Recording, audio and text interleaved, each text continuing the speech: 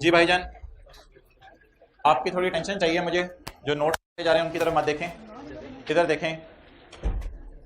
ये चार चीजें आपने देखनी हैं और मैंने फिर इसके बाद जो है कुछ फर्क आपसे पूछने हैं, लेकिन बड़ी अटेंशन से आपने बात सुननी है। ये बकरा है। अच्छा, चलो ठीक है। ये फिशेस हैं पॉन्ड के अंदर। ये छलनी है। ये लकड़ी का दरख्त लगा हुआ है जो कटा हुआ है। और इधर मैं आपको बड़ी इंपॉर्टेंट बात करने लगा हूं।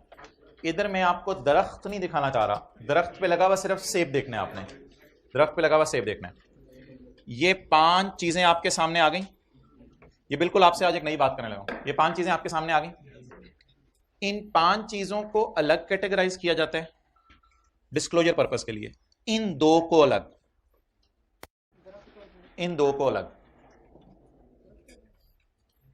ये भैंस और ये दरख्त, ये मैंने नहीं बताया हुआ अभी क्यों इनको अलग कैटेगराइज किया जाता है। ये बिल्कुल नया कॉन्सेप्ट है आज। आप जरा कोई फर्क सोचें।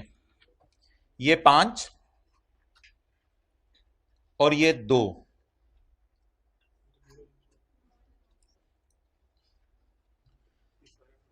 ये बकरी मैंने इसलिए नहीं लिखा यहां पे, तस्वीर में जो मर्जी बनी हो उसको छोड़ें। बकरी मैंने इसलिए नहीं लिखा यहां पे कि इट इज फॉर मिल्क नहीं है। ये बकरा है, it is for sale, it is for. ये बकरा बिक जाएगा और खुद भी चला जाएगा, मतलब यही है ना। ये फिशेस बिक जाएंगी, खुद भी चली जाएंगी। ये छली जाएगी तो खुद भी चली जाएगी। ये लकड़ियां जाएंगी, खुद चली जाएंगी। दरख्त खत्म हो जाएंगे, ये फल जाएगा और चला जाएगा। लेकिन ये दोनों जो है वो मर्दों की तरह खड़े रहेंगे। ये क्या कहेंगे? ये कहेगी कि मैं 20 साल इधर ही हूं, तू परेशान ना हो। I will keep on giving milk. मैं इधर ही रहूंगी, मैंने नहीं जाना छली की तरह, मैंने नहीं जाना फिश की तरह, मैंने नहीं जाना बकरे की तरह, मैंने नहीं जाना लकड़ियों की तरह, मैंने नहीं जाना, मैंने नहीं जाना, मैं इधर ही हूं। बस दूध निकालते रहो, मैं इधर ही हूं। इट विल कीप हेयर, ये इधर ही रहेगी। दरख्त भी यही कहेगा, भाई मैंने नहीं जाना, सॉरी मैं इधर ही हूं। सेब जाएं जो मर्जी जाएं, मैंने नहीं जाना। ये बात आप एग्री कर रहे हैं? इन सारी चीजों में कॉमन पाई जा रही है। बकरा जाएगा, खुद भी चला जाएगा, सब कुछ ले जाएगा अपना साथ, बकरा चला जाएगा। फिशेस चली जाएंगी, छलनी चली जाएगी, लकड़ी कट के पीछे कुछ नहीं बचेगा, कुछ नहीं बचेगा। ये रड़ा मैदान होगा, इधर सिर्फ सब्जा होगा, इधर कुछ भी नहीं होगा। ये लकड़ी चली जाएगी, पीछे जंगल बच जाएगा। ये सेब चले जाएंगे, पीछे पत्ते बच जाएंगे, खुद भी जाएंगे, अपना सब कुछ साथ लेके चले जाएंगे। भैंस कहेगी मैं नहीं जाऊंगी, आई विल कीप हेयर, मैं यही रहूंगी। हाँ, दूध निकालना निकालो, वो आपकी मर्जी है, मैं इधर ही रहूंगी। और ये भी क्या कहेगा? मैं इधर ही रहूंगी। असल में स्टैंडर्ड की ये अप्रोच है। दिस बफलो या this tree are acting like mother, rather they are giving babies या they are giving फल, they are giving दूध, but they are standing there। ये इधर ही मौजूद है, अपनी जगह पे मौजूद है, अपनी जगह से हिलते नहीं है। ये जो दो है ना, दो, इनको कहते हैं बियरर। बिल्कुल एक नया लफ्ज़ लिखने लगा हूं, बियरर बायोलॉजिकल एसेट। सर आपने तो कहा था बियरर एनिमल होता नहीं है, आपने तो कहा था बियरर एनिमल होता नहीं है। बिल्कुल मैं अपने अल्फाज पे कायम हूं, बियरर एनिमल नाम की कोई चीज नहीं है। But for the purpose of disclosure only, but for the purpose of disclosure only, user को बता दो यार मेरे पास बियरर बायोलॉजिकल एसेट्स भी पड़े हैं और कुछ बायोलॉजिकल एसेट मेरे पास कंज्यूमेबल हैं, जो खुद भी जाएंगे, अपना सब साथ ले जाएंगे। और बियरर वो होते हैं जो कैरी करते रहते हैं चीज को और खुद खड़े रहते हैं अपनी जगह पे। मैंने माना ये गाय पे आईएस, भैंस पे आईएस 41 लगेगा, मैं अपनी बात पे कल कायम हूं, क्योंकि कल मैंने वाजे कहा था बियरर एनिमल का कोई लफ्ज स्टैंडर्ड में नहीं है, नहीं है, कोई लफ्ज नहीं है बियरर एनिमल का। लेकिन एक लफ्ज स्टैंडर्ड नहीं, for the purpose of only disclosure बोला है, बियरर बायोलॉजिकल एसेट्स। तो स्टैंडर्ड ये कह रहा है यार जब डिस्क्लोजर बनाने लगो ना, डिस्क्लोजर, तो यूजर्स को बता दो मेरे पास बियरर बायोलॉजिकल एसेट्स कौन कौन से हैं। उसमें हो सकते हैं बफलोज हो, उसमें हो सकते हैं ट्रीज हो, और यूजर को यह भी बता दो मेरे पास कंज्यूमेबल बायोलॉजिकल एसेट कौन से हैं। बस ये हल्की सी बात है, आपने यूजर को बतानी है जब क्या कर रहे हो डिस्क्लोजर। डिस्क्लोजर बनाना क्या है वो मेरा नहीं ख्याल हमारे सिलेबस में है, लेकिन कल मैं आपको एक कंपनी के डिस्क्लोजर जरा दिखाऊंगा आईएस 41 के। बहरहाल ये दो कैटेगरीज हैं, इनकी भी तस्वीर ही खींचनी है, अब अपने नोट क्या करना है, इनकी तस्वीर खींच लें बस। इधर दरख्त की बात हो रही है और उधर किसकी बात हो रही है? एप्पल की। जी, शीप किस लिए है बताओ? वूल के लिए है, फिर भाईजान शीप, बियर और बायोलॉजिकल एसेट में आ जाएगा। और अगर शीप मिल्क के लिए है तो भी बियर और बायोलॉजिकल एसेट में आ जाएगा। और अगर शीप बड़ी करके बेचते हैं फिर कंज्यूम हो जाएगी ना, फिर से शीप भी जाएगी, अपना सब कुछ लेके जाएगी। ये फॉर द पर्पज ऑफ क्या है? डिस्क्लोजर है। लेकिन मेरी कल वाली बात अपनी जगह है, कल वाली बात अपनी जगह है। क्या ये आपकी भैंस जो है इस पे IS 41 लगेगा और ये जो दरख्त है इसमें क्या लगेगा? IS 16 लगेगा। तो डिस्क्लोजर के लिए एक बात है। वैसे मेरा नहीं ख्याल ये कोई इतनी इंपॉर्टेंट और ICAP टेस्ट भी नहीं करेगा, कोई इतनी इंपॉर्टेंट बात नहीं है। Consumable biological assets and bearer biological assets. इसने तस्वीर नहीं भी खींची कोई मसला नहीं, ये देख लें। Consumable biological asset are those that are to be harvested as are those that are to be harvested as agricultural, are those that are to be harvested as agricultural, are those that are to be harvested as agricultural produce or sold as biological asset, or sold as biological, जिंदा ही बेच दी जाती हैं, or sold as biological asset। बताएं consumable क्या होता है? Consumable की definition जल्दी जल्दी। Consumable biological assets are those which are harvested as agricultural और sold as biological asset. Examples वही हैं जो स्टैंडर्ड ने दी हैं, मैंने सिर्फ उनकी तस्वीरें लगाई हैं। Examples of consumable. और आपने जो बात याद रखनी है, वो जो चीज खुद अपने साथ सब लेके चली जाती है वो कंज्यूमेबल है, और जो खुद खड़ी रहती है वो बेयरर है। Examples of consumable biological asset are livestock intended for production of meat. Livestock intended for production of meat. ऐसा भी तो हो सकता है आपने कोई जानवर रखा हो, उसका गोश्त बना के उसको बेचना हो, तो वो भी तो जानवर जाएगा, गोश्त जाएगा, मर जाएगा, सब खत्म हो जाएगा। Livestock held for sale. गाय जो नजर आ रही थी, सॉरी बकरा जो नजर आता था। Livestock held for sale. Fish in crops such as maize and wheat. Produce on a bearer plant. Apple लिखे ना, produce on a bearer plant. क्या चीज? Apple. And being grown for lumber, and trees being grown for, जो खुद भी जाएं और अपना सब साथ लेके चले जाएं, इन्हें क्या कहते हैं? Consumable biological asset. ओके, आप कौन से बायोलॉजिकल एसेट्स हैं? बियरर एनिमल कोई लफ्ज नहीं है स्टैंडर्ड में, मैं अपनी बात पे कायम हूं। There is no concept of bearer animal, but for the purpose of disclosure bearer biological asset एक लफ्ज है, उसमें एनिमल्स भी आ जाएंगे। Bearer biological assets are those other than consumable biological assets. For example, livestock from which milk is, लिख लें भैंस, livestock from which milk is produced, भैंस। and ना fruit नहीं यार, ऐसे तो बात ना कर। fruit trees from which fruit is harvested. Bearer biological assets are not agricultural produce but rather are held to bear produce। इस लाइन को काट दें, छोड़े पड़े, ये कुछ इंपॉर्टेंट, काट दें इसको। bearer biological assets rather held to produce bear produce, छोड़े पड़े। अच्छा, mature biological assets जी भाईजान, इसमें भी मैच्योर इमेच्योर हो सकते हैं, इसमें भी मैच्योर और इमेच्योर हो सकते हैं। इसके मैच्योर इमेच्योर ज्यादा आसान है। जब तक भैंस दूध नहीं दे सकती इमेच्योर, जब से देने लग जाए, जब तक दरख्त फल नहीं लगा सकता इमेच्योर, जब लगाने लग जाए मैच्योर। अच्छा, ये लकड़ी अभी इस काबिल ही नहीं कि कट सके और आगे बिक सके, तो फिर इस काबिल होगी कि लकड़ी कट के बिक सके, मैच्योर। बकरा अभी इस काबिल ही नहीं हुआ, बहुत ही छोटा बेबी है, किसी काम का नहीं है, किसी ने लिफ्ट नहीं करानी, तो इमेच्योर। वरना मैच्योर। आप कहते हो कि बहुत ही छोटे बकरे भी बिक जाते हैं, चलो ठीक है, फिर उनको भी मैच्योर कह दो, इसमें कोई हार्ड एंड फास्ट नहीं है। अब फिश, बहुत छोटी छोटी फिशेस आपने बेच के क्या बिजनेस करना है, तो थोड़ा सा ये मैच्योर रहेंगी, 10-15-20 दिन, 10-15-20 दिन के बाद इनको क्या कह देंगे? मैच्योर, बड़ी हो गई हैं। तो जब ये इस काबिल हो जाए कि बिक जाए, अब छल्ली लगी हुई है, अभी तक दाने नहीं आए, यहां सबसे अच्छी मिसाल, छल्ली लगी हुई है, अभी तक दाने नहीं आए, अब ऐसा इमेच्योर है, वो किसी काम की नहीं है। और जब दाने वगैरह आ गए, इस काबिल हो गई कि बेची जा सके, तब मैच्योर। और अभी तक सेब हल्का सा निकला है, लेकिन वो इस तरह नहीं है कि लोग खाएं, उसे पसंद करें, जिसको भी आप वो वाला सेब देंगे फेंक देगा, वो कहेगा किसी काम का नहीं है, तो वो क्या होगा? सेब इमेच्योर। लेकिन जब इस काबिल हो जाएगा कि बिक सके, दैट इज मैच्योर।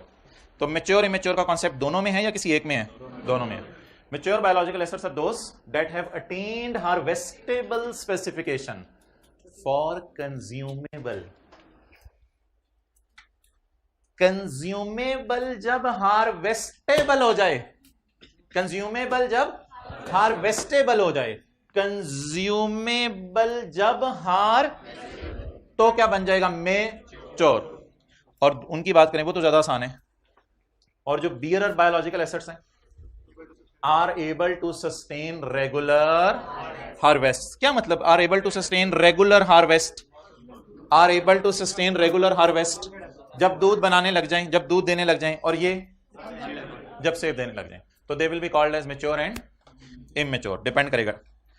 तो डिस्क्लोजर्स कल मैंने आपको कहा है कंपनी के, मैं आपको दिखाऊंगा, उसमें आखिरी बात अब देख लें, ये पॉइंट 3 हमने छोड़ा हुआ था। An entity is encouraged to provide quantified description of each group of biological assets. कितने दरख्त लगे हुए हैं, कितनी गायें हैं, कितनी भैंसें हैं, इनकी क्वांटिटी बता दें।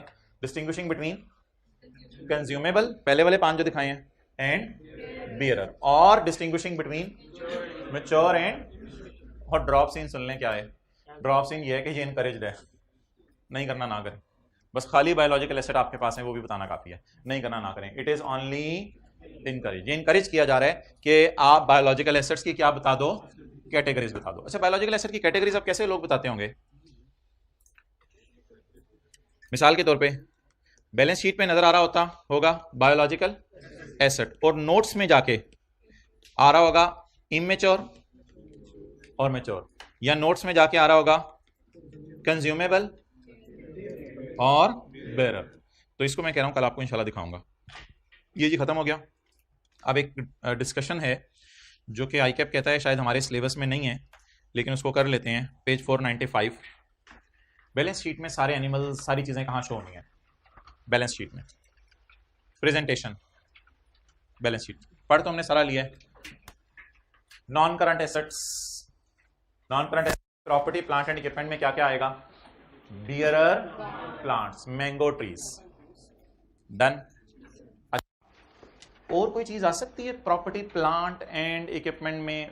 लैंड है, सड़कें हैं जंगल के दरमियान, वो सारी भी कहां आ जाएंगी? अच्छा, अगली बात, अगर कोई बंदा है जो लाइफ स्टॉक का काम करता है, मिसाल के तौर पे भैंसें खरीद के बेचता है, तो उसकी भी लैंड पीपी में आ जाएगी। अच्छा, बायोलॉजिकल एसेट्स, डेयरी कैटल कौन सी होती है? डेयरी कैटल, दूध देने वाली गाय, इसको हमने नॉन करंट में क्यों शो कर दिया है? काफी अर्से तक दूध देती रहेगी, ठीक है। अभी ये डिसाइड हो गया है कि दूध देने वाली गाय या भैंस को आपने IS 16 में नहीं डालना, वो तो कहां डालना है? IS 41 में। हो सकता है मैच्योर हो सकता है। जो आपने शीप रखी हुई है फॉर वूल, इसको भी नॉन करंट एसेट्स में मैं शो कर रहा हूं, काफी अरसे तक वूल देती रहेगी, इसलिए इसको भी नॉन करंट एसेट में शो किया जाएगा। अच्छा, कभी कभी बायोलॉजिकल एसेट्स को करंट एसेट्स में शो कर दिया जाता है। बायोलॉजिकल जब भी लफ्ज आएगा ना, जहन में रखना है जिंदा है, जिंदा है। Biological assets, annual crops, wheat, मेज, कॉटन, लगी हुई जब तक लगी हुई है, वीट, मेज, cotton and mangoes on mango tree. क्यों बायोलॉजिकल एसेट है भाई? क्योंकि मैंगोज ऑन मैंगो ट्री हैं। अच्छा, आपकी क्या जहन में क्या बजा रही है? इनको करंट एसेट्स में क्यों शो कर रहे हैं? क्योंकि साल के अंदर अंदर वीट कट जानी है, मेज कट जानी है, मैंगोज उतर जाने हैं, इसलिए इन बायोलॉजिकल एसेट्स को हम कहां शो कर रहे हैं? करंट एसेट्स में। और काउस फॉर स्लॉटर का तो पता ही नहीं होता आप इसको स्लॉटर करते हैं, इसलिए जो चीजें आपने ज़िबा करने के लिए रखी हुई हैं वो तो अभी अच्छा कहा खाया तो आप ज़िबा करके उसको गोश्त दे देंगे इसका, इसलिए जो काउस फॉर स्लॉटर हैं उनको भी बेहतर है कहां रख लें? वाज़े तौर पे ज्यादा डिस्कशन स्टैंडर्ड में नहीं हुई, लेकिन हमने अपने समझने के लिए कर लिया। आईकैप ने भी अभी तक कभी टेस्ट नहीं की नॉन करंट और करंट की डिस्कशन। स्लॉटर ज़िबा। इन्वेंट्रीज, इन्वेंट्रीज में क्या क्या आएगा? एग्रीकल्चरल प्रोड्यूस आफ्टर हार्वेस्ट, यानी पड़े हुए मैंगो, कट चुके हुए पड़े हुए मैंगो। एग्रीकल्चरल प्रोड्यूस, पड़ा हुआ मिल्क, पड़ी हुई wool, mangoes lying in, milk lying in, wool lying in stock. तो ये सारी डिस्कशन थी जो भी आज तक हमने की थी। तो कुछ चीजें नॉन करंट में आ रही होती हैं और कुछ चीजें करंट में आ रही होती हैं। और नॉन करंट में आगे फर्दर बाइफरकेशन है। बियर प्लांट को हमने किस में डाला था? IS 16 में, और बाकी एनिमल्स वगैरह को IS 41 में। SOCI में क्या आएगा?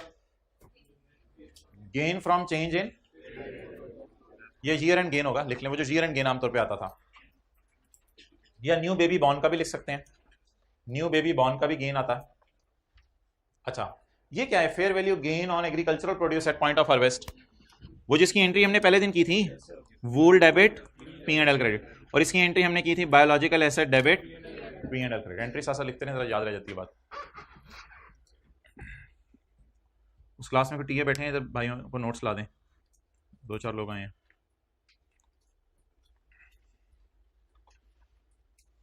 ओके, अच्छा यार, ये ऐसी छोटी सी रिवीजन सी है स्टैंडर्ड की, ये देख लो भाई। एंट्री गेन लॉस IAS 41 में कब कब आता है, जरा रिवाइज करा के बता दें मुझे कब कब आता है। इनिशियल रिकॉग्निशन पे मैंने कहा था नॉर्मली लॉस आता है, ये सिर्फ पहली क्लास में पढ़ा था। फिर इनिशियल रिकॉग्निशन बर्थ पे गेन आता है, जीयर एंड पे मोटे महंगे हो जाएं, agricultural produce at wool debit P&L, ये 3-4 मिसालें हैं जब इस स्टैंडर्ड में गेन लॉस आता है। Examples of businesses that will apply IAS 41, businesses की जगह आप लफ्ज लिखें एग्रीकल्चरल एक्टिविटी।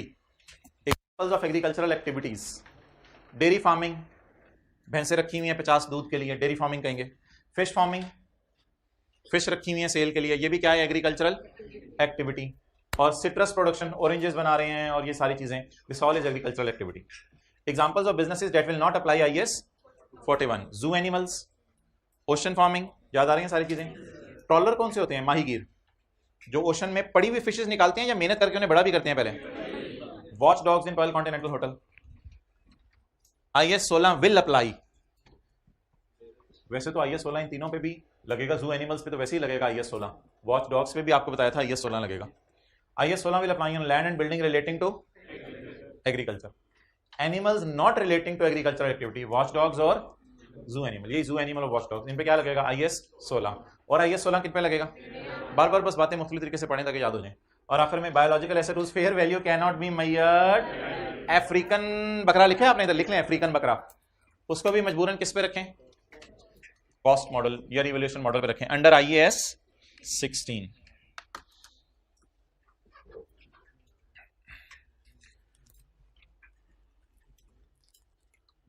चलें कल एक फुल फ्लैज रिवीजन करेंगे स्टैंडर्ड की 5-10 मिनट में, अभी इसको बस ब्रेक लगा दें। आप अभी जो नोट्स बांटे गए हैं वो ज़रा निकाल लें लीज के लिए।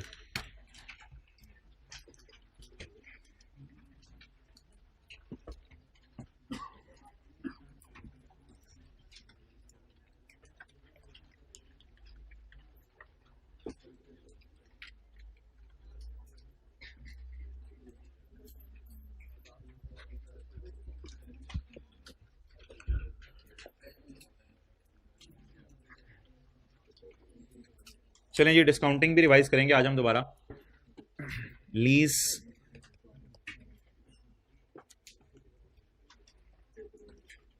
आपका नेबर है साथ वाला, उसको 30 लाख वाली गाड़ी पसंद आ गई, अब उसके पास 30 लाख रुपया मौजूद नहीं है, कुछ हाइब्रिड वाले दूसरे को देके हंस रहे हैं। साथ वाले को 30 लाख वाली गाड़ी पसंद आ गई, अब उसके पास 30 लाख रुपया मौजूद नहीं है। अब क्या करेंगे जी, ये जो आपके साथ वाला है इसे हम कहेंगे कस्टमर,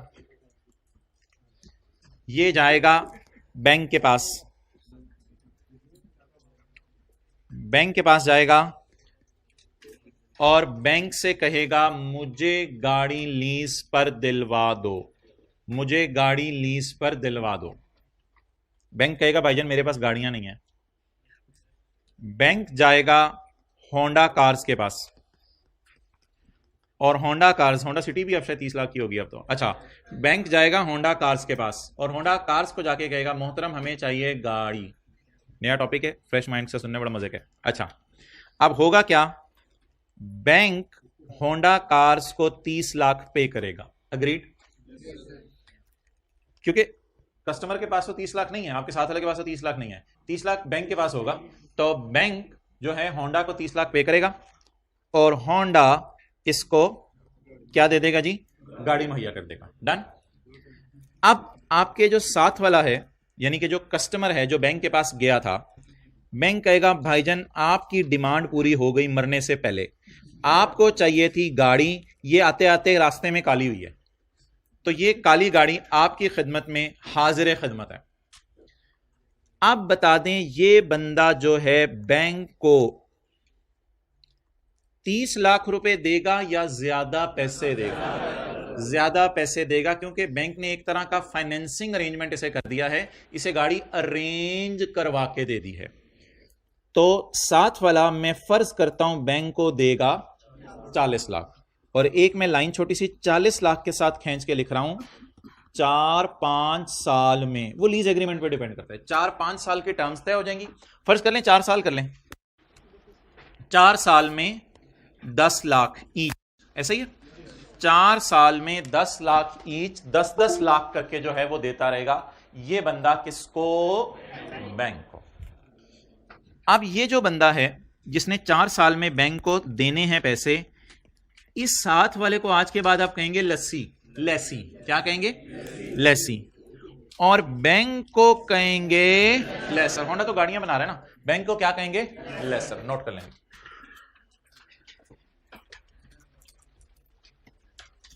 ये ऊपर कुछ भी नहीं लिखा हुआ था ऐसा, बस ऊपर लीज लिखा हुआ है।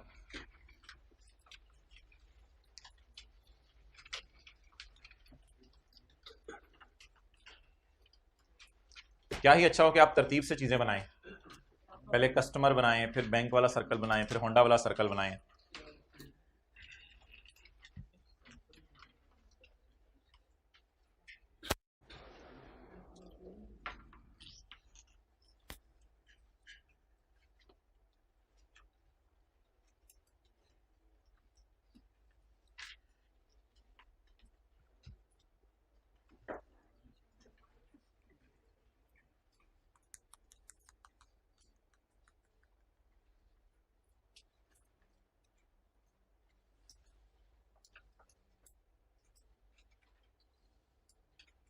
पहले गाड़ी खरीदी है, बाद में तुम 30 लाख दिए, या पहले 30 लाख दिए फिर गाड़ी खरीदी है? Well done.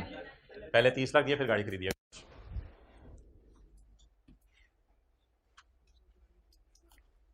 अच्छा जी,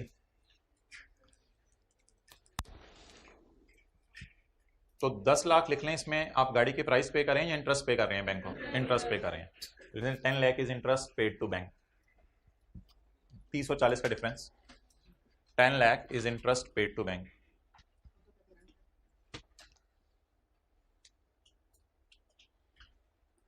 ओके जी, चेक वाली शर्ट, ब्लू शर्ट चेक वाली। कस्टमर को किस चीज की जरूरत महसूस हो रही थी? अफ्तारी की? अफ्तारी की? गाड़ी की कस्टमर को जरूरत महसूस हो रही थी। गाड़ी की जरूरत पूरी करने के लिए किसके पास गया? तो ये वाली दोनों चीजें आपने पहले नहीं बनानी। ये बैंक के पास गया, बैंक ने 30 लाख पे किया होंडा को, होंडा ने बैंक को क्या दे दी? गाड़ी दे दी।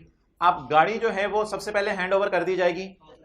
अब कस्टमर को ना अगर 4 साल की लीज की मुद्दत है तो 4 साल के पहले दिन, यानी पहले साल के पहले दिन कस्टमर को ये गाड़ी मिल जाएगी। अब कस्टमर गाड़ी चला रहा होगा, पहले साल के आखिर में 10 लाख किराया दे देगा, दूसरे साल के आखिर में 10 लाख, तीसरे साल के आखिर में 10 लाख, चौथे साल के आखिर में 10 लाख। नाम किराया होगा, लेकिन हकीकत में हम कह रहे होंगे कस्टमर गाड़ी खरीद रहे किस्तों पर। कस्टमर गाड़ी खरीद रहे किस्तों पर। क्लियर? चलें जी, पहला सवाल करें। ये नोट्स बांट दिए गए आपको, बुक इंशाल्लाह उम्मीद है कल तक आ जाएगी, कल शायद अवेलेबल हो। ऑन 1 जनवरी 2010 मुश्तबा limit textile limited acquired a machine on lease. मुश्तबा कौन है जी? Lessee. Acquired a machine on lease from a bank. आगे हमारी बिलास है, बैंक ने जिस मर्जी से खरीदी हो वो मैं अभी नहीं बता रहा, वो तो आपके समझाने के लिए मैंने सिर्फ बताया था कि बैंक के पास आसमानों से चीज नहीं आती, बैंक भी बाजार में जाके किसी से खरीदता है। On 1 January 2010 Mushtaba textile limited acquired a machine on lease from a bank. तो मुश्तबा लिमिटेड क्या होगी जी? लेसी। और बैंक क्या हो गया? Lessor. Details of the lease are as follows. अगर कैश में ये चीज खरीदते, कैश तो आपको पता है लेसी के पास होता ही नहीं ना, इसलिए तो वो जाता है। अगर कैश में खरीदते तो गाड़ी कितने की थी? लेकिन लेसी के पास कैश नहीं था बेचारे के पास। इधर आए आप, अगर कैश में खरीदते ये मशीन तो कितने की मिलती? 412 मिलियन। कितना बनता है? पंजाबी पढ़ी है, इकाई दहाई सैकड़ा, हजार, 10,000, लाख, 10 लाख, करोड़, 10 करोड़, 41 करोड़। अब लेसी का भी तो लेवल है। लेसी ने कहा मैंने बिजनेस शुरू करना है, बस 41 करोड़ की मशीन होनी चाहिए मेरे पास। हाँ, बस मेरे पास 41 करोड़ की मशीन होनी चाहिए। अब लेसी के पास नहीं है पैसे इतने 41 करोड़ रुपया, तो लेसी ने क्या किया? लेसी ने किस्तें करवा ली, किस्तें बनवा ली उससे, लेसर से किस्तें बनवा ली। The lease term is 4 years। किस्तें ऑफ 130, जरा रुके, 130 मल्टीप्लाइड बाय 4। भैया कैलकुलेटर पूरी क्लास में आप साथ हो। ये क्या मतलब है? 130 मल्टीप्लाइड बाय 4 इतना ज्यादा क्यों बन रहा है? इंटरेस्ट भी होगा, ठीक है। तो installment of 130 is to be paid annually in on 31 दिसंबर। अच्छा, 4 साल के एंड पे क्या बनेगा यार मशीन का? 4 साल के एंड पे क्या बनेगा मशीन का? Ownership will be transfer to lessee at the end of. उस 4 साल के एंड पर ये मशीन किसको दे दी जाएगी? हमेशा के लिए लेसी को। और छुपा हुआ इंटरेस्ट रेट कितने, छुपा हुआ मैं इसलिए कह रहा हूं क्योंकि किराए में वो कह रहे होते हैं इंटरेस्ट नहीं होता, लेकिन असल में किराए में इंटरेस्ट ही होता है। तो छुपा हुआ इंटरेस्ट कितने, 10%। ओके, अब आप मुझे ये बता दें कि इस अरेंजमेंट में लेसी, लेसर इस साइड पे बनाया था ना, तो इधर बना लेते हैं, लेसर और लेसी। लेसर ने लेसी को क्या मुहैया की होगी, मशीन, जिसकी बाजार में कीमत कितनी है, 412 मिलियन। लेकिन लेसी ने कहा होगा मैं तुम्हें 130 दे दूंगा 4 साल तक, यानी कितने दूंगा, 520। तो लेसी 412 वाली मशीन के 520 देने को क्यों तैयार हो रहा है, क्योंकि उसे अगर फौरन देने पड़ते तो 412 देता, अब आहिस्ता आहिस्ता देने पड़े हैं तो कितने देगा, 520 देगा। ओके, चलें जी सवाल शुरू करें, इसकी जनरल एंट्रीज करनी है। सबसे पहले मुझे बात बताएं, लेसी की जेब से कितने पैसे जाने हैं 4 सालों में, 520। तो वर्किंग वन शुरू करें जी। Working one, lease payments, lease की किस्तें, लीज पेमेंट्स, और उनको फिर अमाउंट से मल्टीप्लाई करेंगे जी। कितनी किस्त है, एक 130, कितने साल तक, 4 साल तक, 130 into 4 years is equal to 5। It is the amount to be paid by lessee to lessor in 4 years in total. Total lessee ने लेसर को ये पैसे देने हैं, क्लियर। अच्छा,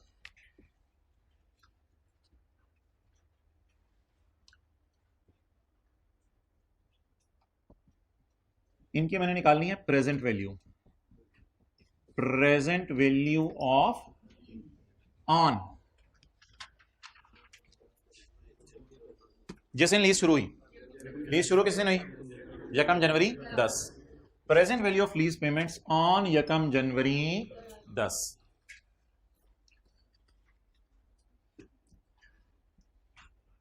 दो 2010, 11, 12, 13। इस दिन लेसी ने कितने पैसे देने हैं, सवाल में देखाते हैं कि किराया साल के एंड पे दिया जा रहा है, ये साल के शुरू में दिया जा रहा है। Installment of 130 million is to be paid annually in arrears on, arrear का मतलब है साल के एंड पे दिया जा रहा है। इनकी ये तो फ्यूचर वैल्यूज है ना, इनकी क्या निकालनी है, ऑन 1 जनवरी 2010। अब प्रेजेंट वैल्यू निकालने का फॉर्मूला क्या है, ये जो फॉर्मूला है तब लग सकता है जब अमाउंट्स बराबर हो, अमाउंट्स में वक्फा भी बराबर हो, और मोर देन वन अमाउंट हो, मोर देन वन अमाउंट हो। जब 3 शर्तें पाई जाएं तो एनओटी का फॉर्मूला लग सकता है, अमाउंट्स एक से ज्यादा हो और अमाउंट्स बराबर हो और इनके अंदर अरसा भी सेम हो, तब एनओटी का फॉर्मूला लग सकता है। एनओटी का फॉर्मूला कल हमने लगाया था 130 into 1 minus 1 plus I raise to power minus n divided by I. 130 into 1 minus interest rate, interest rate lease is 10%, interest rate है 10%। 1.1, how many number of 130s are appearing in front of your eyes, 4। तो number of payments count करनी है, that are 4 raised to power minus 4 divided by 0.1, 412। अब आप लोगों का सवाल ये होगा, ये जो 412 आया है हमेशा इसी के बराबर आया करेगा। अभी सब्र कर जाएं, पहली क्लास है, अभी शुरू तो होने दे लीज, आगे चलेगी तो और ज्यादा बातें क्लियर होंगी, ठीक है। तो ये फेयर वैल्यू के तकरीबन बराबर आ गई प्राइस, बल्कि एग्जैक्ट बराबर आ गई। तो प्रिंसिपल की मद में हम उससे कितने पैसे लेंगे, मतलब पता है क्या, मतलब ये अगर तुम आज ही पैसे देना चाहते हो तो फिर कितने पैसे बनेंगे, फिर तो तुम्हें बैंक के पास भी जाने की जरूरत नहीं, बाजार से जाके ले लो। तो अगर तुम आज ही पैसे देना चाहते हो तो फिर तुम्हारे लिए 520 नहीं है, फिर तुम्हारे लिए कितने पैसे हैं, 412। लेकिन अगर तुम 4 सालों में पैसे देना चाहते हो तो फिर 412 नहीं तुमने देने, तुमने 520 देने हैं, क्लियर। अच्छा, अब मोहतरम मुझे ये बता दें यहां पर रुके कि इंटरेस्ट कितना बन रहा है, 108। अगर आपको 412 वाली चीज कितने में मिल रही है? 520 में, तो कितना इंटरेस्ट पे कर रहे हैं? 108।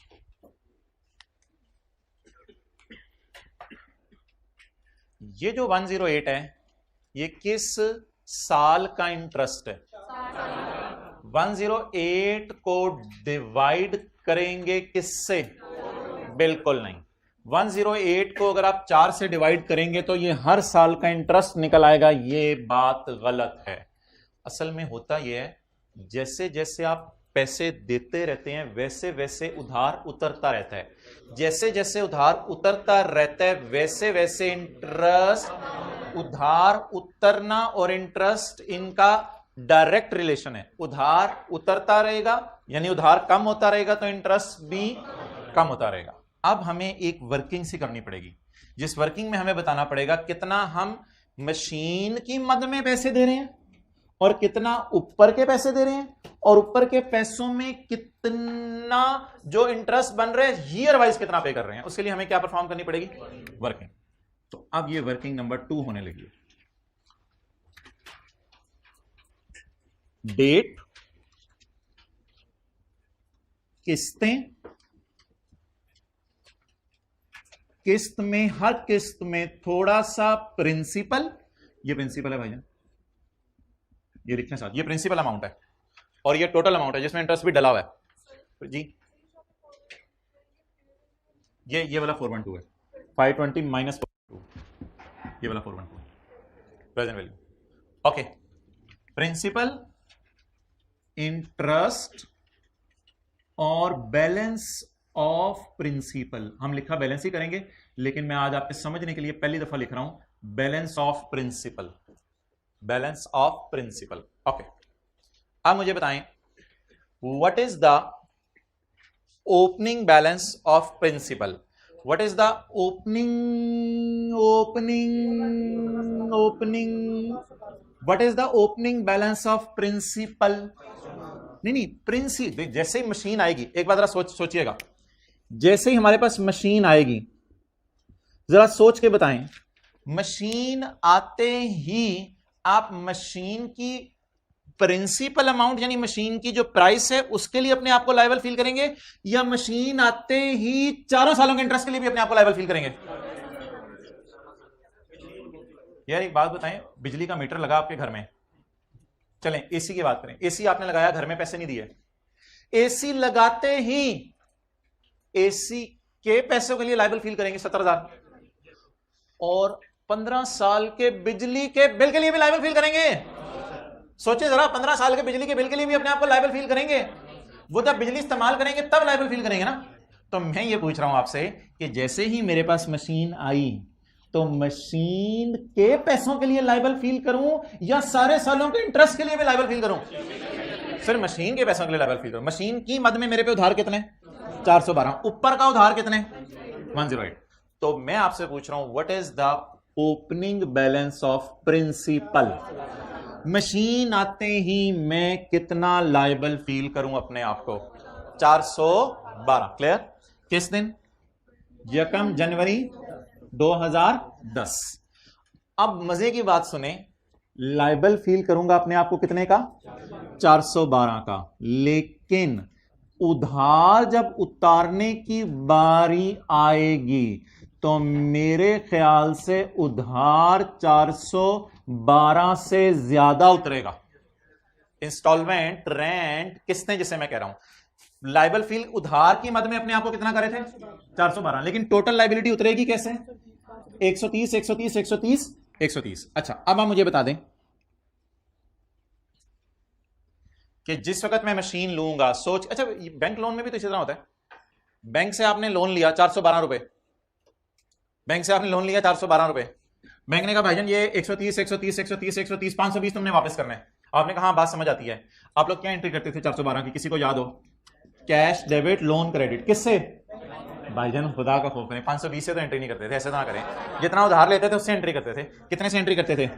412। एंट्री प्रिंसिपल अमाउंट लेते हैं लोन की या इंटरेस्ट डाल के लोन की लायबिलिटी को करते हैं? प्रिंसिपल। तो याद रखिएगा, चाहे लोन हो चाहे लीज हो, दोनों सूरतों में मशीन आते ही अपने आप को किसकी मद में लायबल फील करना है? सिर्फ मशीन की प्रिंसिपल प्राइस की मद में। इंटरेस्ट के लिए लायबल फील नहीं करना। इंटरेस्ट बिजली के बिल की तरह जैसे जैसे इस्तेमाल करते रहेंगे वैसे वैसे हमारे कंधों पर वो लायबिलिटी राइज होती रहेगी। क्लियर? ओके। तो इसलिए पहली एंट्री हम पहली जो फिगर डाला करेंगे वो डाला करेंगे ये वाली, present value of lease payments 412। अच्छा जी, आप बताएं 31/12/10 को मैं क्या पे करने जाऊंगा अपने कदमों पे चल के? 31/12/10 को मैं क्या पे करने जाऊंगा? बोले, इंस्टॉलमेंट पे करने जाऊंगा। कितनी किस्त पे करूंगा? 130। अब पकड़ें कैलकुलेटर।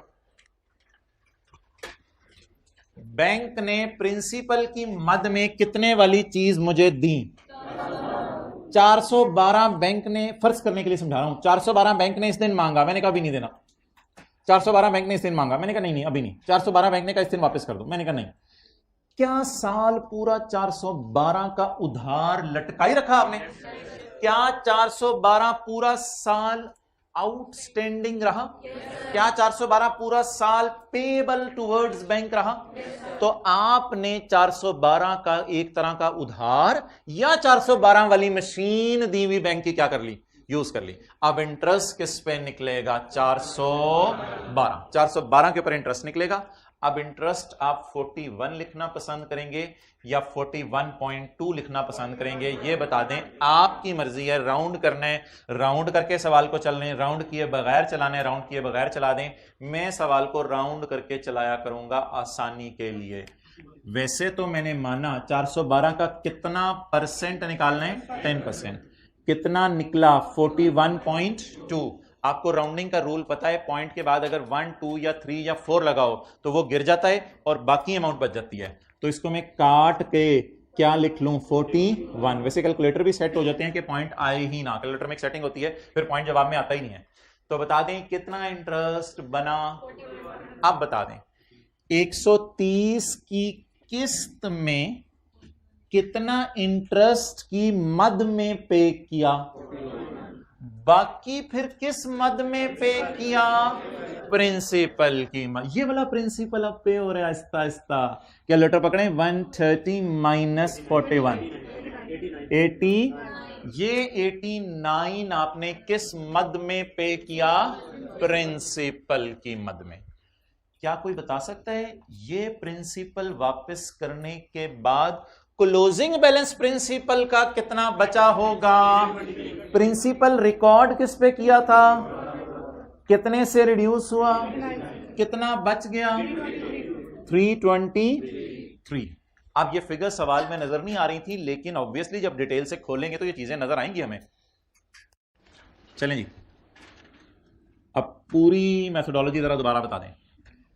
सबसे पहले मुझे बताएं, मैंने बैंक से वादा क्या किया है? तो मैं कितने पैसे दूंगा? 130 130। 412 वाली चीज ले रहा हूं मैं, प्लीज। मैंने बैंक से वादा क्या किया? मैं तुम्हें कितने पैसे दूंगा? 130। मुसलसल कितने साल? यानी बैंक को दूंगा कितने?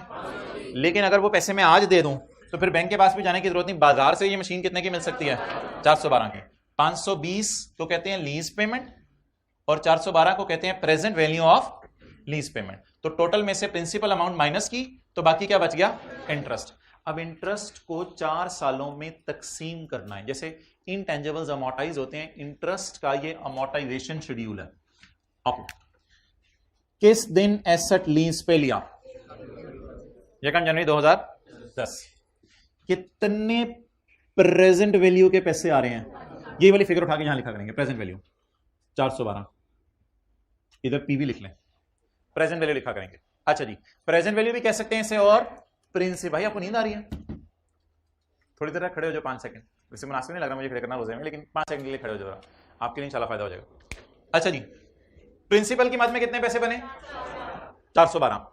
आप बता दें, आप 412 वाली मशीन में घूम रहे हैं, गाड़ी नहीं है ये, 412 वाली मशीन से यूनिट्स बना रहे हैं। 412 के कितने पैसे बैंक को दिए आपने इस दिन? इस दिन, इस दिन। अब 412 में से कोई पैसे आप बैंक को नहीं दे रहे, तो बैंक फिर आएगा और आके कहेगा 412 पे मुझे क्या पे करो। अब 412 पे निकालें इंटरेस्ट। 31/10 जब पहली किस्त पे करने जाएंगे उसमें थोड़ा सा इंटरेस्ट पे कर रहे होंगे।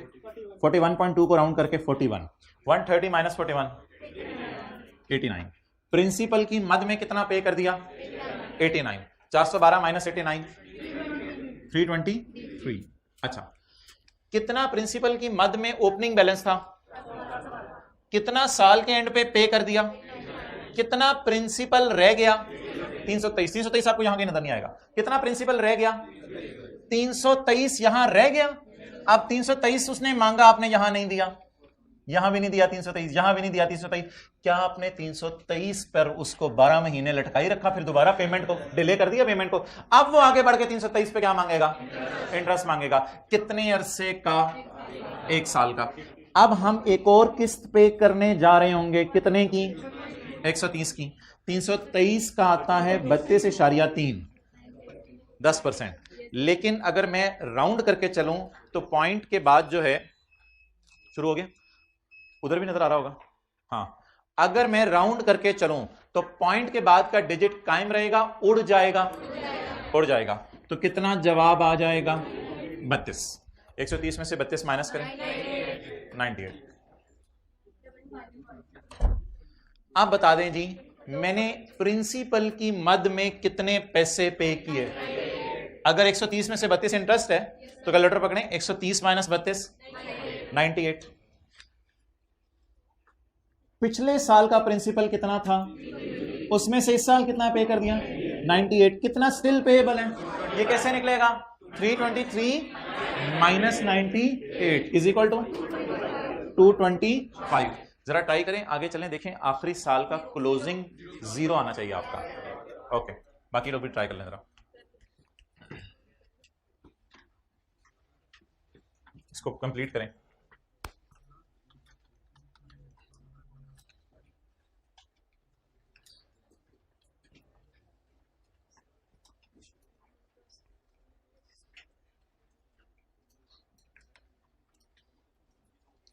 ओके, अगली किस्त बताएं कितनी बन रही है, 130। किस दिन, 31 दिसंबर 12। कितनी किस्त, 130 की किस्त बन रही है। अब आप कैलकुलेटर पकड़ें और 225 के प्रिंसिपल पर 10% लगाएं, ये बन गया 22.5। अब इसको आप कैलकुलेटर भी राउंड करके यूट्यूब पे जाके कोई वीडियो देख लें, कैलकुलेटर को 0 डिजिट पे सेट किया जा सकता है कि पॉइंट्स के बाद कोई नंबर ना आए, तो 23 राउंड होके आएगा। इसमें को आप परेशान ना हो सर, 22.5 मिलियन को 23 मिलियन पे लिख रहे हैं, 0.5 मिलियन आप खा गए। 0.5 मिलियन लेवल देख रहे हैं खाने का, 0.5 मिलियन खा गए हो। जार जान दे यार, बस बड़े हो जाओ खुदा के लिए, अब तो आप पता नहीं कितना खाया। अच्छा जी अब बोलें 22.5 की जगह क्या लिख दें, 23। आसानी करनी है पेपर में। 130 माइनस 23, 10। ये क्या वजह है, इंटरेस्ट कम क्यों होता जा रहा है, क्योंकि उधार वापस होता जा रहा है ना। तो जैसे जैसे उधार वापस होता जा रहा है, बातें करने वाले भाई, वैसे वैसे इंटरेस्ट कम होता जा रहा है, वैसे वैसे। ठीक है, आगे चलें जी। आप बता दें पिछले साल का क्लोजिंग प्रिंसिपल, इस साल प्रिंसिपल की वापसी, तो 225 माइनस 107, 118 अभी तक हमने वापस करने, किस मद में, इन रिस्पेक्ट ऑफ प्रिंसिपल। और 31/12/13 को लीज टर्म खत्म हो गई। ठीक है, ये लफ्ज भी सुनते रहे, 31/12/13 को लीज टर्म खत्म हो गई। किस्त 130 की पे करनी है, 118 ज़रब 10%, 11.8।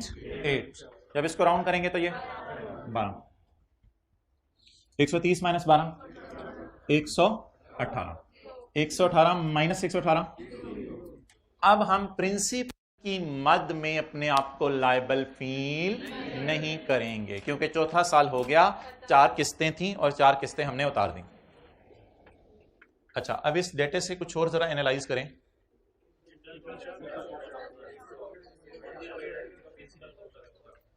तकरीबन आधे बच्चों ने वो एनालिसिस कर लिया जो मैं करवाना चाह रहा था। इसका टोटल, ये टोटल पेपर में नहीं करने, सिर्फ आज बता रहा हूं। किस्तें देनी थी टोटल 520, उसमें इंटरेस्ट डला हुआ था, इस 520 में डला हुआ है ना, इस 412 में नहीं डला हुआ, उसमें इंटरेस्ट डला हुआ था 108 आ गया था, 108। और 89 प्लस 98 प्लस 107 प्लस 118, 412। 1 मिनट के लिए इधर देखें। असल में हुआ यह कि हमने 130 के ना 2 हिस्से कर दिए। 130 में से 89 प्रिंसिपल के मद में, 41 and so on.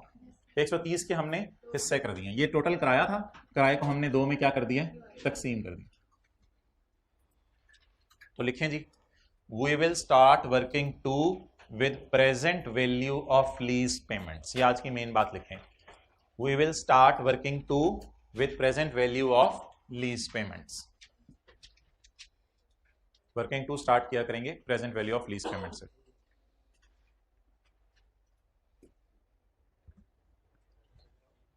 With present value of lease payments. अच्छा, वैसे कुछ लोग जो है ना वो कहते हैं ये डायग्राम बनाने की जरूरत नहीं है, वो सवाल आते ही ना पहले ये बना लेते हैं, वो सवाल आते ही पहले ये बना लेते हैं कि 4 किस्तें हैं, पहली 2010 के एंड पे हो जाएगी, दूसरी 11 के एंड पे, तीसरी 12 के एंड पे, चौथी 13 के एंड पे। तो अब अमाउंट्स भी बराबर हैं, यहीं से देख लेते हैं, अमाउंट्स भी, इंटरवल भी बराबर हैं और अमाउंट्स एक से ज्यादा हैं। तो इन चारों को बुला के आपने इधर लाने, तो इधर लाएंगे तो 412 आ जाएगा। तो ये डायग्राम अगर नहीं बनानी, तो बनानी वैसे पेपर में है, तो यहां से भी देख लें, यही बात है। तो फिर वो लोग करते ये हैं कि present value of lease payments calculate नहीं करते, पहले ये जरा 2 कॉलम बना लेते हैं, डेट और इंस्टॉलमेंट वाला, और यहां से फिर उनको जरा आइडिया हो जाता है कि ये फिगर कैसे निकालनी है। तो ये ऐसी एक समझ निकली आपकी बात की। अब भाईजान मुझे ये बता दें कि काफ़ी डिटेल से आपकी बात होगी है मेरी, कि जैसे ही मशीन आएगी तो मशीन के आते ही आपने कैश क्रेडिट करना है या किस्तों पे ले रहे हैं, कैश क्रेडिट करना है या किस्तों पे ले रहे हैं। अगर किस्तों पे ले रहे हैं तो अब जर्नल एंट्रीज की तरफ मूव करेंगे, डेटा हमारा यही होगा, सिर्फ 2 साल की जर्नल एंट्रीज करेंगे।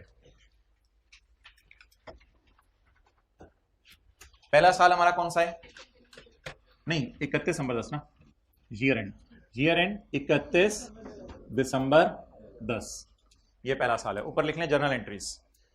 सवाल की रिक्वायरमेंट मुझे नहीं पता क्या है, मेरी कोशिश होगी ज्यादा चीजें बनवा दूं सवाल की रिक्वायरमेंट से भी। अच्छा, ईयर एंड 31 दिसंबर 10 बता दें जी, ये आपके सामने अमाउंट्स हैं, सिर्फ वर्किंग 2 पे नजर रखनी है, अब वर्किंग 1 का कुछ नहीं करना।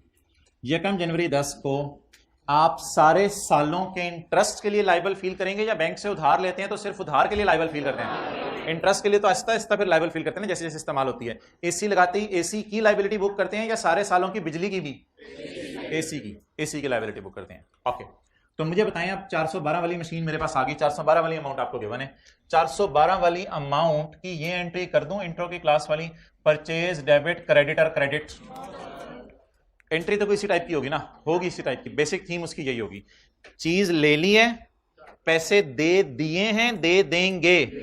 जिस तरह चीज उधार पे लेते थे, यहां चीजा, मशीन बड़ा सा उधार पे ले रहे हैं। तो मशीन,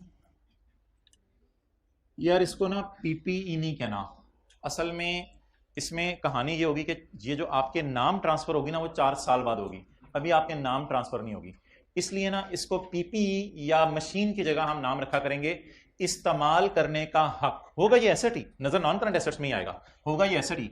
इसका नाम रखेंगे 1 जनवरी 2010 को राइट ऑफ यूज डेबिट, इस्तेमाल करने का हक डेबिट। इसकी जगह अगर समझने के लिए आपने मशीन डेबिट लिखना है तो लिख लें, लेकिन ये मुनासिब लफ्ज़ नहीं है machine, right of use debit. अच्छा, ये IFRS 16 पढ़ रहे हैं हम, IAS 16 नहीं है, IFRS 16 पुराना स्टैंडर्ड था, IAS 17 लीज का, वो डिलीट हो गया था, उसकी जगह नया स्टैंडर्ड आ गया IFRS 16। अच्छा जी, right of use debit. Payable की जगह इस पेबल का अच्छा सा नाम बैंक लोन नहीं है, क्योंकि बैंक लोन में होता है मशीन नहीं आती, पैसे आते हैं, तो इसका नाम है लीज वाली लायबिलिटी। कौन सी वाली लायबिलिटी? लीज वाली बिल्ली लाया, लीज लायबिलिटी। अच्छा जी, बताएं भाई कितने से एंट्री होगी? 412। ये क्या चक्कर है, मशीन आते ही मैं 412 के लिए क्यों लायबल फील कर रहा हूं, मशीन आते ही मैं 520 के लिए क्यों नहीं लायबल फील कर रहा? एक मजे की बात सुने, एक मजे की बात सुने, अगर मैं पहले साल के एंड पे जाके लीज कैंसिल करवा दूं तो मुझे सारे सालों का इंटरेस्ट देना पड़ेगा या सिर्फ 1 साल का? वो जो मैंने डायग्राम अभी बनाई थी सिर्फ 1 साल का देना पड़ेगा ना। और बिल फर्ज किसी वजह से मैं कहूं यार मैंने लीज पे मशीन नहीं लेनी, 1 जनवरी की शाम को उसके पास जाऊं और 1 जनवरी की शाम को उसको जाके कहूं भाईजान ये लीज कैंसिल करो, तो उसे मशीन वापस करनी पड़ेगी 412 वाली मुझे, या उसे 4 सालों का इंटरेस्ट भी देना पड़ेगा? भाई से मशीन वापस करनी पड़ेगी। तो बिल फर्ज मैंने समझाने के लिए बात की है कि मैं लायबल अपने आप को सिर्फ मशीन के लिए फील करूंगा लायबल। अच्छा जी, अब 31 दिसंबर 10 जब आ जाएगा, 31 दिसंबर 10, तो मुझे बता दें यार ये ना बैलेंस टाइप चीज है, इसकी नहीं एंट्री करनी। 31 दिसंबर 10 को जरा हिम्मत करके कोई एंट्री 1 मिनट के लिए सोच लें, फिर उसके बाद जो है वो उसमें से चलते हैं आगे।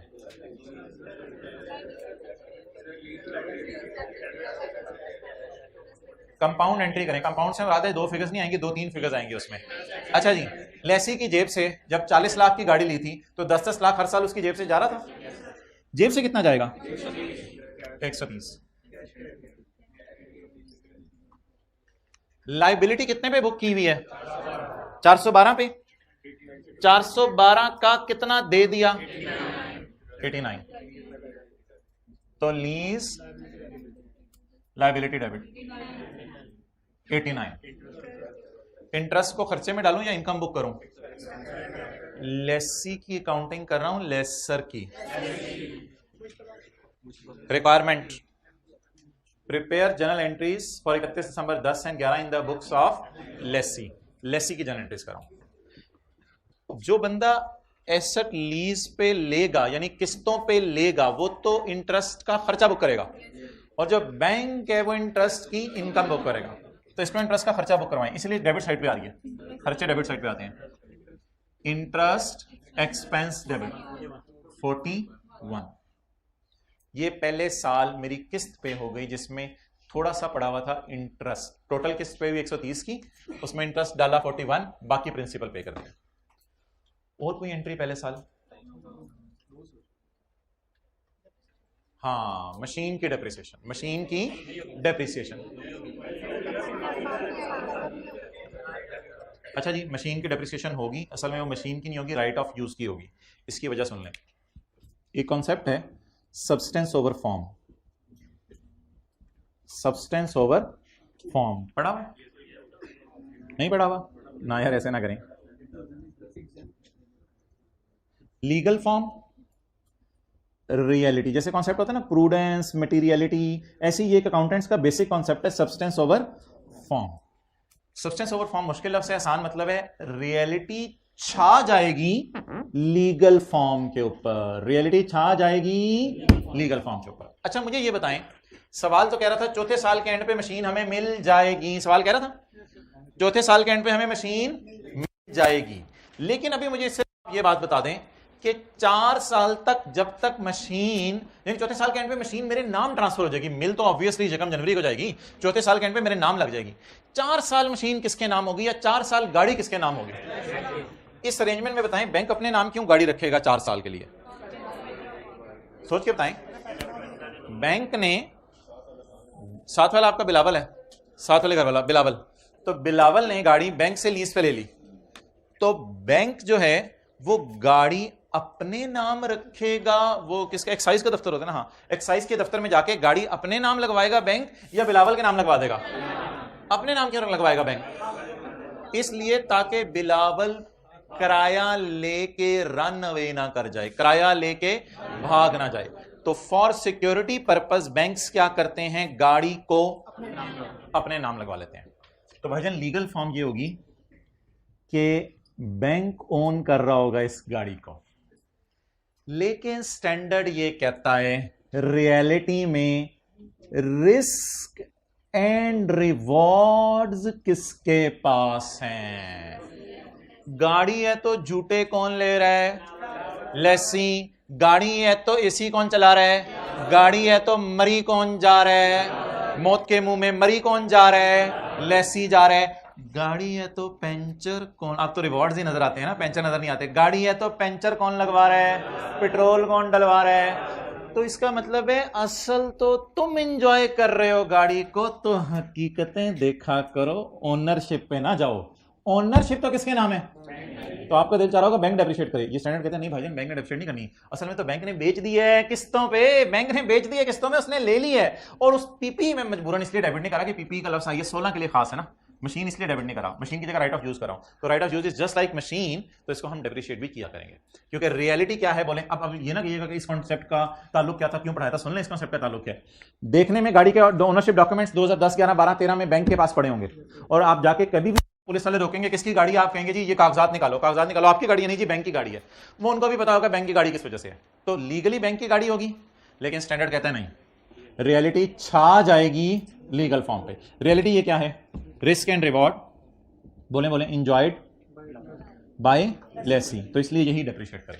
इसलिए इसी की किताबों में हमने नॉन करंट एसेट शो करना है, और इसको 412 पे शो ना कीजिएगा, ये घिसता भी जाएगा एसेट इस्तेमाल करके, तो इसको डेप्रिशिएट किया करेंगे। 31 दिसंबर 2010, बोलें जी एंट्री, डेप्रिसिएशन डेबिट और अकामुलेटेड डेप्रिसिएशन क्रेडिट। डेप्रिशिएट किस तरह करेंगे, what is the price of machine 412, what is the life 4 years। अच्छा ये एक अलग बहस है कि 4 साल के बाद जब हमारे पास मशीन आ जाएगी तो और भी इसकी उम्र होगी नहीं होगी, ये इतनी लंबी बहस है, इस पर हमारा पूरा एक दिन लग जाना है। तो फिलहाल आप बस सब कुछ छोड़ें, ये 4 साल की कोई गिवन है सवाल में टर्म, बस 4 साल के ऊपर कर दें फिलहाल। बाकी बड़ी लंबी बहस है कि अगर मशीन वापस आ जाए और फिर भी इसकी उम्र बकाया हो तो क्या करें, वो अलग बहस है, वो किसी दिन करेंगे जी। 412 डिवाइडेड बाय 4 साल 103। बता दें ये लेसी के P&L में क्या क्या जाएगा, डेप्रिसिएशन जाएगी खर्चे के तौर पे 103, और इंटरेस्ट एक्सपेंस जाएगा 41। तो आज के बाद याद रखिएगा जी, जिन्होंने भी लीज लूज पे चीजें ली होती है ना, अक्सर आपने सुना होगा लीज पे चीजें ली हुई हैं, तो ये किराया नहीं खर्चे में डालते हैं, किराए के बजाय क्या डालते हैं, लेट पेमेंट का इंटरेस्ट डालते हैं, और एसेट इस्तेमाल करके उसकी जो वैल्यू का लॉस है वो डालते हैं, that is in the name of depreciation. अच्छा, तो सादा सी बात याद रखने के लिए, उधार मुर्गी अंडे देती है और मज दूध देती है, तो सादा सी बात याद रखने के लिए, बैलेंस शीट में मशीन पड़ी होगी, P&L में जाके डेप्रिसिएशन देके वापस आ जाएगी, ठीक है, और बैलेंस शीट में लीज लायबिलिटी पड़ी होगी, P&L में जाके इंटरेस्ट देके वापस आ जाएगी, ठीक है। तो लायबिलिटीज अगर पे ना करें तो वो क्या देती रहती हैं, इंटरेस्ट, और अगर मशीन रखी रखें तो वो क्या होती रहती है, डेप्रिशिएट होती रहती है। इसलिए सारी चीजें आपस में कनेक्टेड है। अगले साल की एंट्रीज कर दें, बेहतर है अगर जगह हो ना तो रजिस्टर में इस साइड पे करें ताकि जरा कॉन्सेप्ट बने, वरना इधर भी करने को है। जल्दी करें, घड़ी के 12 बज गए।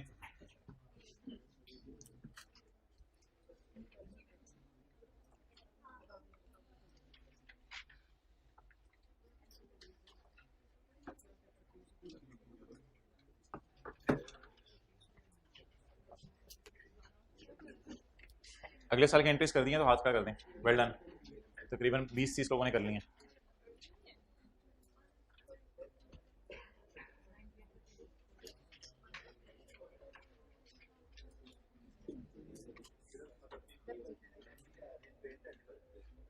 ले सकते हैं, कोई मसला नहीं। ओके, हाँ बिल्कुल। अब ये ईयर कौन सा है, 31 दिसंबर 11, जिसे आप 2011 का साल भी कह सकते हैं। ये 2010 का साल था, 11 का साल था। क्या ऐसा दोबारा लीज पे लेंगे जाके, तो ये क्रॉस पेपर में लगाने की जरूरत नहीं है, लेकिन आपके समझने के लिए मैं एंट्री सामने सामने आज के बाद किया करूंगा ताकि आपको हर साल की बात अलग अलग पता चले। तो अगले साल ऐसा लीज पे लेना नहीं, इसलिए अगले साल लीज पे लेने की कोई एंट्री नहीं, मशीन लेने नहीं जाएंगे हम, लेकिन अगले साल किराया देंगे। किराया में सिर्फ प्रिंसिपल होगा या किराया आहिस्ता आहिस्ता पे कर रहे हैं, आहिस्ता आहिस्ता पे करने की वजह से किराए में इंटरेस्ट भी होगा। चलें बताएं तारीख बताएं, 31/12/11। लेसी की जेब से कैश कितना जाएगा, 130।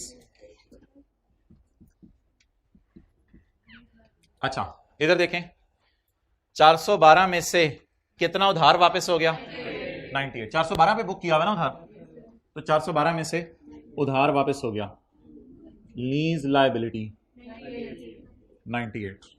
और डेबिट साइड पे बैलेंसिंग फिगर आनी है, लेकिन बैलेंसिंग की जरूरत नहीं, वो गिवन है, खर्चा।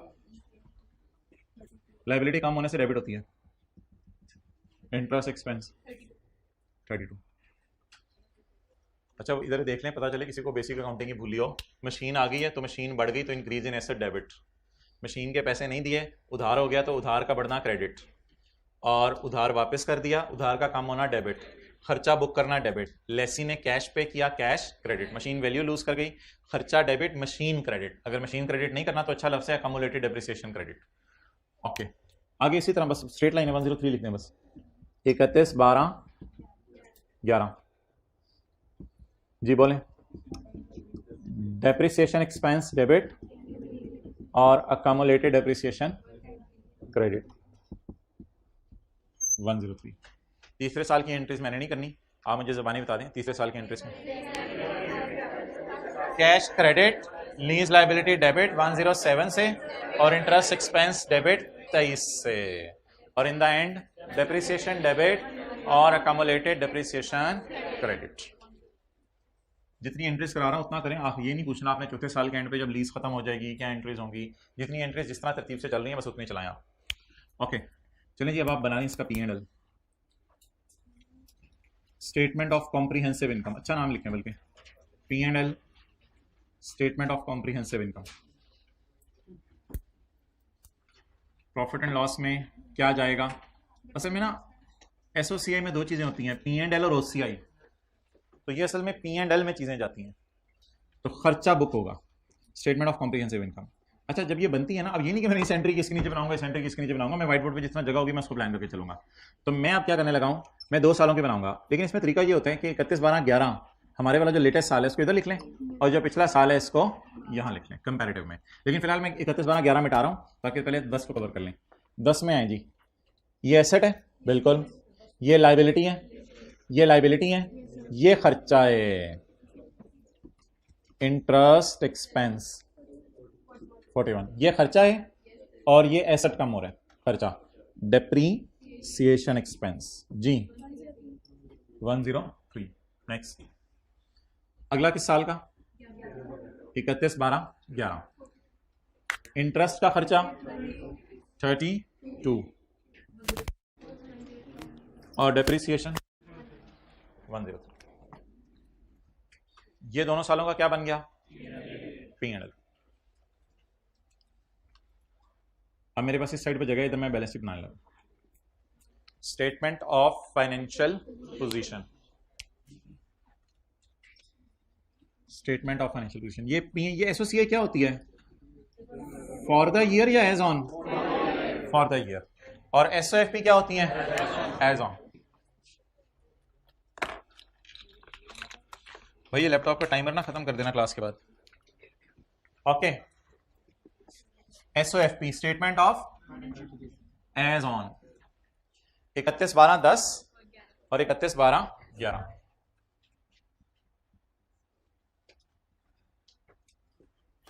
ओके नॉन करंट एसेट्स, क्या जी, नॉन करंट एसेट्स। ये पैकेजेस की फाइनेंशियल स्टेटमेंट दिखाई थी, ये ढूंढिएगा इधर किधर है, वैसे मुझे लगता है मिलनी नहीं है इस वक्त। ओहो चलिए वो मैं दिखा देता हूँ, no problem.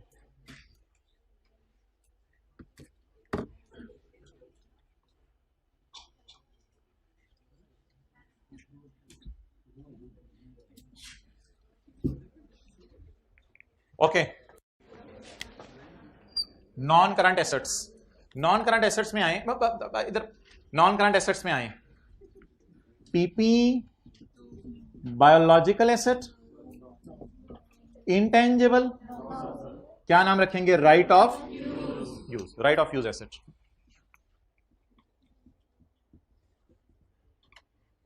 Right of use clear. Figures निकाल दें, बुक वैल्यू 31 12 10 की और 11 की, जैसे कि फिक्स एसेट्स में निकालते थे।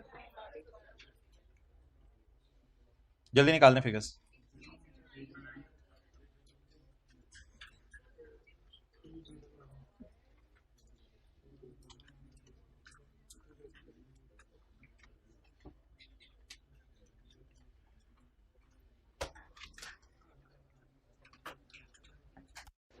जी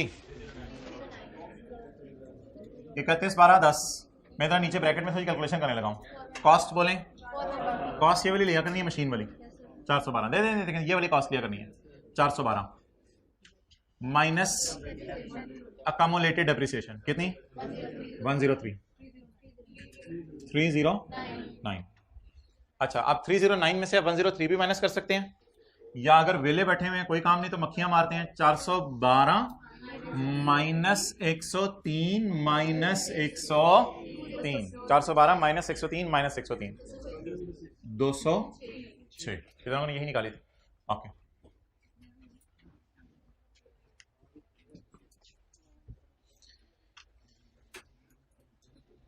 ये इधर ले आओ यार। ये देखें जी, ये किसी ऑर्गेनाइजेशन की मैंने आपके सामने ओपन की है बैलेंस शीट। उसमें क्या आ रहे हैं, एसेट्स में क्या आ रहे हैं, आप देख रहे हैं प्रॉपर्टी प्लांट एंड इक्विपमेंट अलग आ रहा है और राइट ऑफ यूज अलग आ रहा है। इन्वेस्टमेंट प्रॉपर्टी FR1 वाली आ रही है, इनटेंजिबल IAS 38 वाली आ रहे हैं। ठीक है ना, शेड में लंगा नीचे नहीं जाना, अभी नहीं, अभी हम छोटे हैं, इतना सा देख लें। ये समझ आ रहा है, राइट ऑफ यूज आ रहा है। अच्छा, तो बैलेंस शीट में बता दें, कोई बड़ी सी कंपनी हो, उसकी छोटी सी बैलेंस शीट हो एक सफे की, स्टेटमेंट ऑफ फाइनेंशियल पोजीशन, तो उसमें एसेट्स में क्या नजर आते हैं, राइट ऑफ यूज एसेट्स। अच्छा, अब मैं जाने लगा हूं लायबिलिटी साइड पे। किस साइड पे, लायबिलिटी साइड पे, जिसको आप इक्विटी एंड लायबिलिटीज कहते हैं। लायबिलिटी साइड पे अगर आप नजर मारें, हिम्मत करें, 2-3 बंदे इधर आए, लीज लायबिलिटीज और करंट पोर्शन ऑफ, ये लीज, ये इन्होंने अच्छा नहीं किया, नॉन करंट लायबिलिटीज इनको नहीं लिखना चाहिए था, इनको अलग से लीज लायबिलिटी शो करना चाहिए था। वैसे ये भी एक्सेप्टेबल है, कोई मसला नहीं। लीज लायबिलिटीज भी आ रही हैं और साथ लीज लायबिलिटीज का कोई करंट पोर्शन भी आ रहा है। तो आज हमने करंट नॉन करंट सीखना है, और से बात समझिएगा, करंट और नॉन करंट सीखना है। तो राइट ऑफ यूज भी नजर आएगा बैलेंस शीट में, और साथ यार ये कैश वगैरह नहीं नजर आता बैलेंस शीट में। कैश आ जा रहा होता है, बिजनेस में इतना ज्यादा पड़ा भी होता है, कैश वगैरह शो नहीं होता, कैश के अलावा बाकी आइटम्स शो होते हैं। ओके, इधर एक भाई बैठे होते थे, वो आज नजर नहीं आ रहे, काफी सवाल पूछते थे, नहीं आए ना, हाँ, अफसोस। अच्छा जी, नॉन करंट लायबिलिटीज, क्या लीज लायबिलिटी की जगह जरा बेहतर लफ्ज है लीज ऑब्लिगेशन। अच्छा, इसमें से लीज लायबिलिटीज लिखा हुआ है, तो लीज लायबिलिटीज भी लिखने में कोई हर्ज नहीं, लीज ऑब्लिगेशन भी है प्लस लिख रहे हैं, जो मर्जी लिखें, lease liability, lease obligation, lease obligation या लीज लायबिलिटी। अभी मैंने 2011 की मिटा दी है, पहले मैं जरा 10 की आपको बैलेंस शीट मुकम्मल करवा दूं। लीज ऑब्लिगेशन, और उसके बाद नहीं करंट पोर्शन जज्बाती नहीं, पहले हेडिंग देनी है करंट लायबिलिटीज। इधर लाओ कैमरा, पहले क्या हेडिंग देनी है, नॉन करंट लायबिलिटीज और करंट लायबिलिटीज। अब जो करंट लायबिलिटीज हैं इसमें लिखना है करंट, आवाज थोड़ा, current portion of lease obligation या लीज लायबिलिटी। लीज ऑब्लिगेशन ही लिखें तो वो कंसिस्टेंट रहे ना जो ऊपर लिखा हुआ है, current portion of lease obligation. Clear, बैठ जाए राइट पे आप लोग। Current portion of lease obligation, आखिरी बेंच पे बैठ जाए। अच्छा भाई, अब आप मुझे ये बता दें,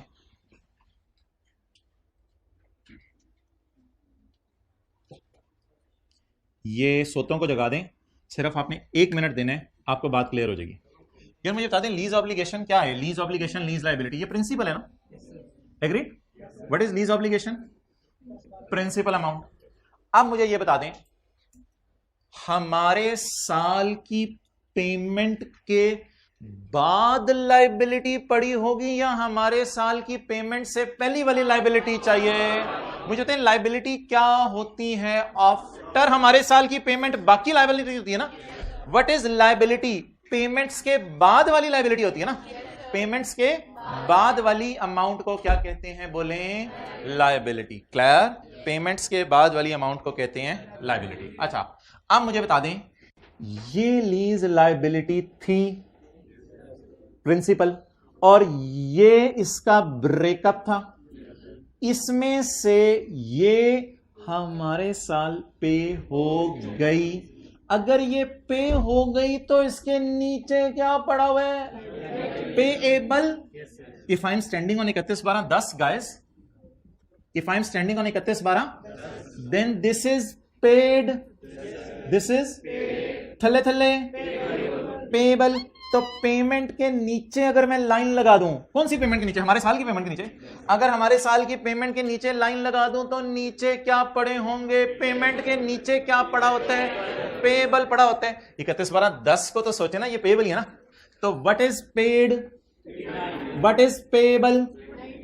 अब मजे की बात सुने, 2010 में मैं खड़ा हूं, 11 वालों को आपको पता है एक साल के अंदर वालों को करंट कहते हैं और एक साल के बाद वालों को नॉन करंट कहते हैं। अब मैं इधर टिक करने लगा हूं, ये है करंट और ये दोनों नॉन करंट। क्या मतलब, आई am standing at the end of 10 जो एक साल के अंदर अंदर पे कर देनी है, यानी 11 में 11 वालियों को करंट और 12, 13, 14, 15, 16, 17, 18, 19, 20, 21, 22 वालियों को नॉन करंट। तो नॉन करंट हमारी ये वाली अमाउंट्स हैं। अच्छा, वैसे ही क्लास के बाद बच्चे आते हैं, कहते हैं हमने इन दोनों को जमा करके देखा था, इसके बराबर आ रहा था। तो हमेशा ये बराबर आया करेगा, जाहिर सी बात है, हमेशा ये बराबर आया करेगा। क्यों क्यों क्यों, ये उधार था, इतना उधार उतार देंगे अगले साल, बकाया सालों में इतना उतारेंगे, ठीक है। तो इस अमाउंट को भी आप उठा सकते हैं, बिल्कुल रिस्क फ्री तरीका है, कोई मसला नहीं, कोई मसला ही नहीं, not a problem at all. पहले मुझे ये बता दें, ओपनिंग पेबल कितना था, वो लीज के शुरू का हमारे साल की payment. Opening payable minus payment is equal to closing payable. This closing payable टूट के ये हिस्से हो गए। इस क्लोजिंग पेबल में से कितना एक साल के अंदर, कितना एक साल के बाद, क्लियर। आप बता दें करंट पोर्शन कितना है, 98 और नॉन करंट, मेरे पास थोड़ी सी ना इधर जगह जरा मैं ब्रैकेट यूज कर रहा हूं। Non current 10 plus 118 is equal to 20225। Okay, अगले साल का जरा ट्राई करें।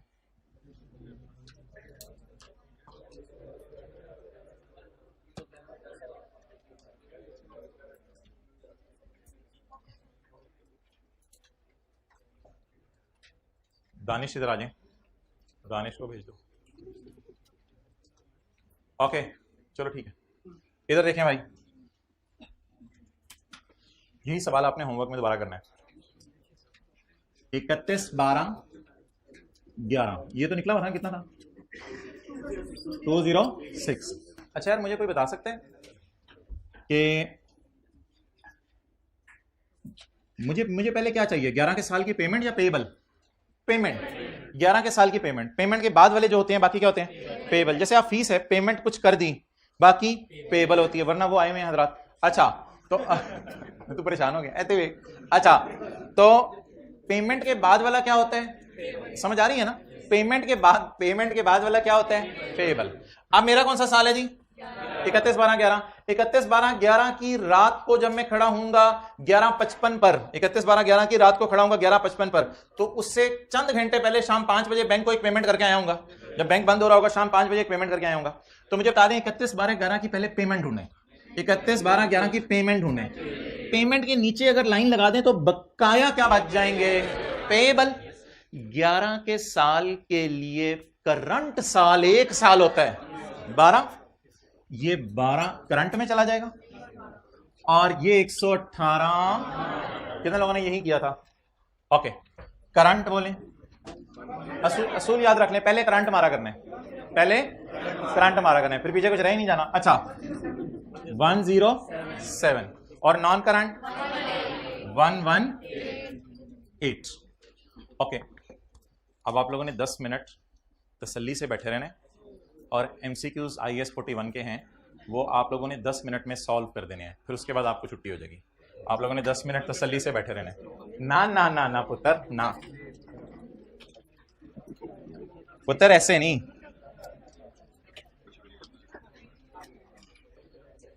आ जाए ये भाई इधर, रेड शर्ट वाले, रेड शर्ट वाले भाई आ जाए इधर। यार इंटरेस्ट पेबल में नहीं जाएगा, इसमें मुझे याद कराइएगा, कल बात करूंगा, आज मैं ज्यादा बातें नहीं करना चाह रहा। असल में जितना इंटरेस्ट है वो साथ साथ पे हो रहा है और अगले सालों के बिजली के बिल की टेंशन नहीं है, लेकिन मैं इस पे बात नहीं करना चाह रहा था। भाई ने सवाल छेड़ दिया, मैंने इसका छेड़ा हुआ सवाल वापस कर दिया है।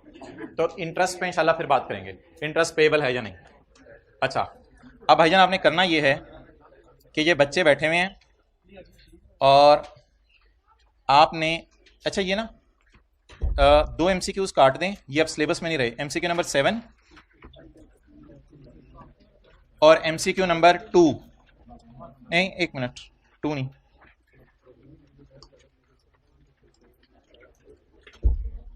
अब्दुल्ला एक और कौन सा था?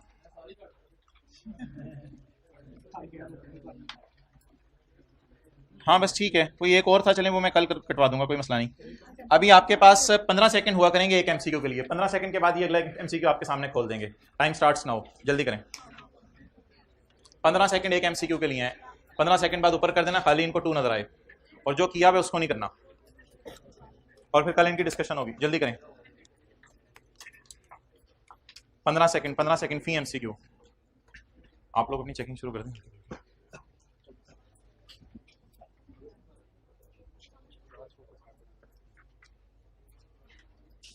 और कल आप लोगों ने यही सवाल करके लाना है। और ऑनलाइन वालों के लिए मैं रिकॉर्डिंग क्लोज कर रहा हूं। ठीक है, बंद कर दो।